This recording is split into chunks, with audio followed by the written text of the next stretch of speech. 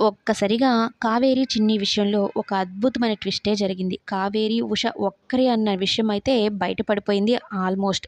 చిన్ని కట్టిన ముడుపు కింద పడిపోతూ ఉంటే కావేరి పట్టుకొని మరలా కడుతుందనమాట. ఆ సీన్ బాలరాజు కూడా చూస్తాడు.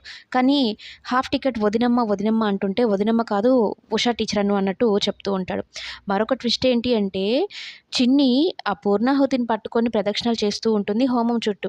ఈ సరళ ఏం చేస్తుందంటే చిన్ని పడిపోవాలని కావాలని నీళ్ళ గిన్నె పక్కన పెడుతుందనమాట. అది తట్టుకొని చిన్ని హోమలో పడిపోతూ ఉంటే కావేరి పరిగెత్తుకుంటూ వచ్చి పట్టుకుంటుంది. తన ఒళ్ళో తీసుకుంటుంది.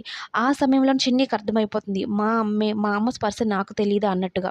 అయితే అప్పుడు చిన్నికి ఏమైపోయిందో ఏమో అని భయపడిపోయి బాలరాజు కూడా ముందుకొచ్చేస్తాడు. అయితే చిన్నిని ఒక కొబ్బరికాయ కొట్టి ఆ నీళ్ళని చిన్ని మీద చల్లి స్పృహ వచ్చేలాగా చేస్తుందనమాట కావేరి.